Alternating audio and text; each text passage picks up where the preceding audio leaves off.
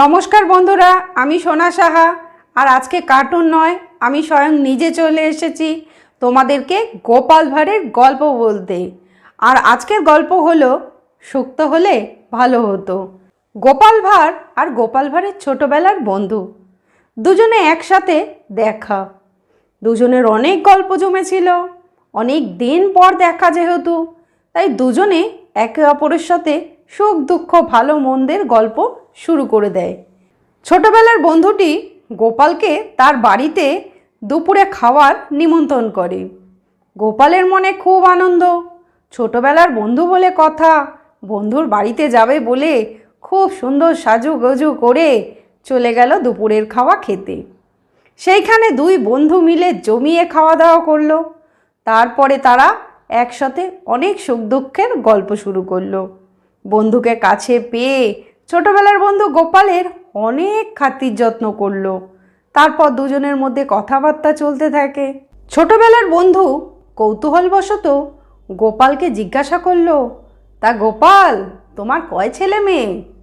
গোপাল তখন খুব খুশিতে বলল, বন্ধু, ভগবানের ইচ্ছায় আমার দুই ছেলে মেয়ে, একটি ছেলে ও একটি মেয়ে। গোপালও তখন তার ছোটবেলার বন্ধুকে পাল্টা প্রশ্ন করল, কিরে বন্ধু, তা তোর কটা ছেলে মেয়ে? তখন বন্ধু খুব খুশি মনে বলল, আর বলিস না বন্ধু, ঈশ্বরের কৃপায় আমার 5টা ছেলে মেয়ে। গোপাল তখন বলল, বাহ বন্ধু, খুব ভালো, 5টা ছেলে মেয়ে, তা তাদের নাম কি রেখেছিস?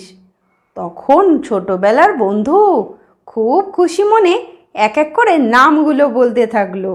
বড় ছেলের নাম আলু, মেজো ছেলের নাম কাঁচকলা, সেজো ছেলের নাম করলা, আর 9 ছেলের নাম বেগুন, আর ছোটটার নাম রেখেছি রাঙা আলু।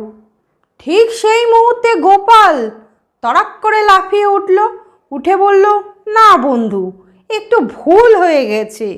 তখন ছোটবেলার বন্ধু বলল, ভুল হয়েছে? কি ভুল হয়েছে? বল আমাকে, শিগগিরই বল।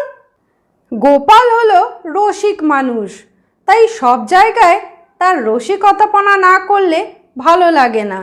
তাই বন্ধুকে কি ছাড়া যায়?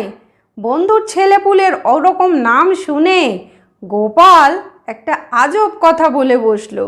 বন্ধুকে বলল, ওরে বন্ধু, সব নামগুলোরই তো মিল আছে, বেশ ঠিকঠাক আছে, তবে ছোট ছেলের নামটা রাঙা আলু রাখা ঠিক হয়নি। ওর নামটা সুক্ত রাখলেই ভালো হতো। ঠিক আছে বন্ধুরা, শুনলে তাহলে? এই ছিল আজকের গল্প, সুক্ত হলেই ভালো হতো।